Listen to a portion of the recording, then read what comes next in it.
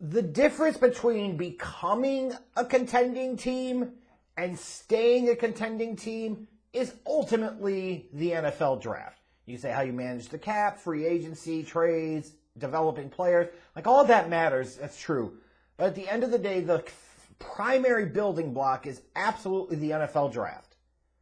That's how you not only get to be a contender, but ultimately stay a contender. And, at least the perception over the years is that it can be challenging to pick at the bottom of each round and find great players. And there may be a little something to that, but good front offices, good scouting departments, good personnel executives, good general managers can find ways to do so, right? Like, even if the consensus or the mock drafters don't agree with your picks, there are certain teams that kind of stay in the mix because they find enough guys every year to be able to come in and contribute and make a difference. And for the Cincinnati Bengals, now they've been in the mix the past couple of years. The key thing is, how do they stay in that contending window? Especially knowing that Joe Burrow massive contract extension has to come any day. And in a year or two, you got to consider it with Jamar Chase. You got some things to figure out financially, salary cap wise in the long term, and they need to get that done. So the NFL draft is going to be of premium importance for the Bengals in terms of not just building, but rebuilding and retooling and reloading their roster to keep that championship window alive. And as a result, in this year's draft, there were really, I thought, three approaches the Cincinnati Bengals could take. They could be aggressive and say, fuck them picks. We're going to go up and move, be aggressive as hell, and get a couple of real impact players. They could be aggressive the other way and just peel back a lot and say, we're going to pick up additional draft pick capital this year because we like the thought of having some young talent on rookie scale contracts, but also be able to pick up some additional draft capital for 2024, maybe 2025, depending on how aggressively you wanted to get in your trade backs. Or you can kind of do what the Bengals ultimately did, which was largely just let the board kind of play out, let the board come to them, and then pounce. And really thought the Bengals had a solid weekend in terms of their approach, in terms of their execution when it came to the draft. As I started off with the first round, and at pick 28, the Bengals could have done a hell of a lot worse than Myles Murphy, a lot worse. At a minimum, he is a plus run defender on the edge. At a minimum, that's what he is. And there is certainly upside as a pass rusher, quite a bit of it actually.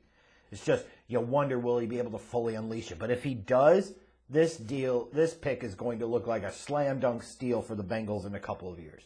And frankly, when I look at Myles Murphy, I thought he went from being a little bit overrated a year ago to being a little underrated now. And I'll give you an example there.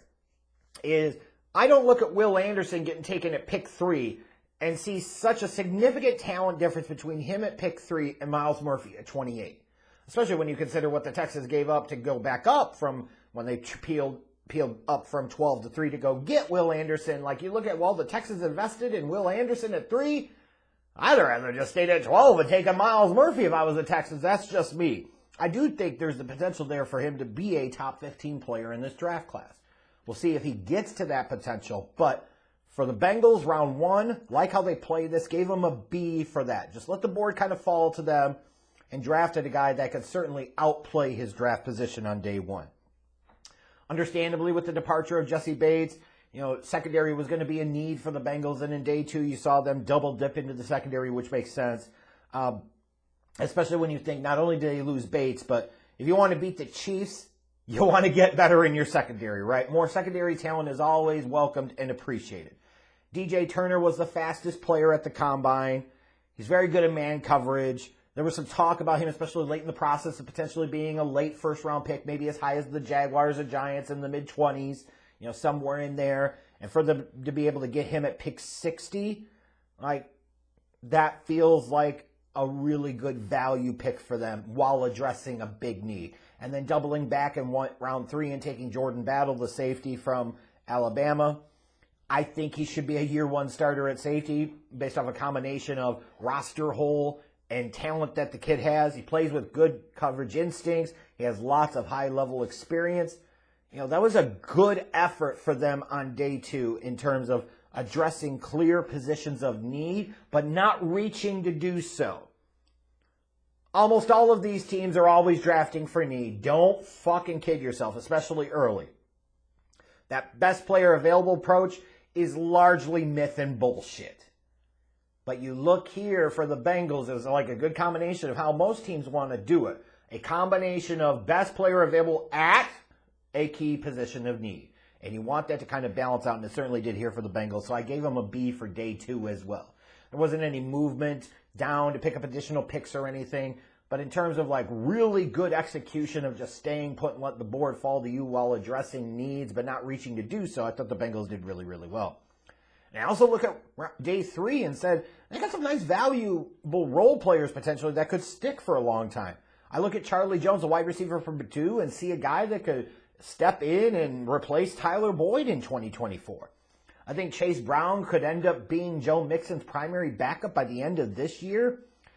Andrew Iosavis is kind of that 6th round pick. You look and you say there's projectable traits and athletic talent. He may not realize them, but if he does, you could get a steal, so it's worth the risk at that point. Brad Robbins gives them a long-term punter that they certainly needed. I think DJ Ivey's probably more of a practice squad candidate, but when you look at some of these guys, you say, on day 3, you came away from a guy who could be your punter for the next 10, 15 years, and that's a tremendous value right there.